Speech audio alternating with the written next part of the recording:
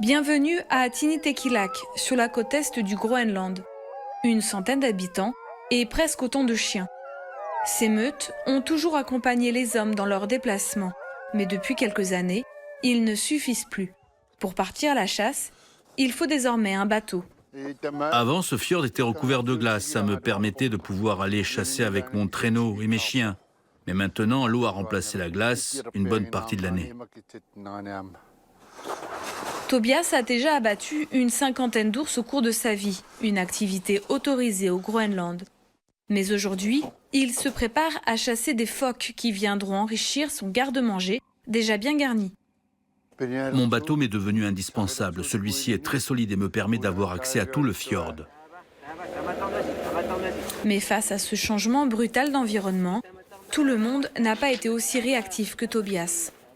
Son embarcation dépanne aujourd'hui ses villageois et leurs meutes qui veulent rejoindre la banquise encore formée de l'autre côté du fjord.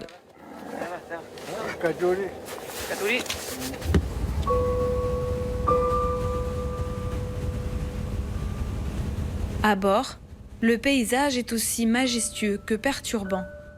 À quelques kilomètres à peine de la calotte glaciaire, ne subsistent que ces rares icebergs. Mais Tobias ne se plaint pas. Le réchauffement climatique, c'est en réalité une aubaine pour lui.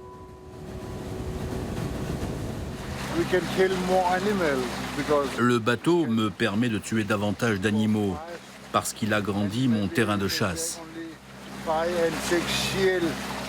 Avec un traîneau, je peux ramener 5 ou 6 phoques. Mais avec mon bateau, je peux en charger 25, voire plus.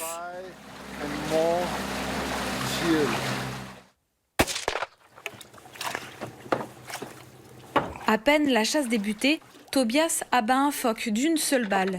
S'il est aussi efficace, c'est que cet Inuit a grandi ici, dans une cabane accrochée à la montagne. Avant, les Inuits passaient leur vie à chercher leur nourriture. Maintenant, même moi, je suis moderne. J'ai un téléphone portable.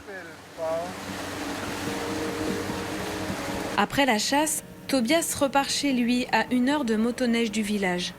Depuis quelques années, il habite dans la plus grande ville de la côte est du Groenland, Tasiilaq, seulement 1600 habitants. Ici, le quotidien des Inuits a radicalement changé en 100 ans. Jusqu'à la fin du 19e siècle, la région abritait une population de nomades et de chasseurs. Mais la fondation de la ville par les colons danois a sédentarisé les Inuits qui sont devenus des consommateurs. À Tasiilaq désormais, il y a un hôpital, des supermarchés, des écoles et de jolies habitations en bois.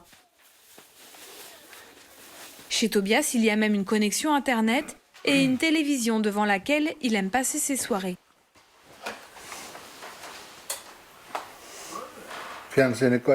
J'aime bien regarder les documentaires animaliers et découvrir la nature en Afrique ou en Asie. Tout le monde maintenant regarde la télévision, surtout les jeunes. Ma génération aimait la chasse. Maintenant, les jeunes préfèrent jouer au foot. Jouer au foot ou bien se promener dans les allées du supermarché qui, malgré l'isolement, regorge de produits surgelés venus du monde entier. Ce poulet vient du Brésil.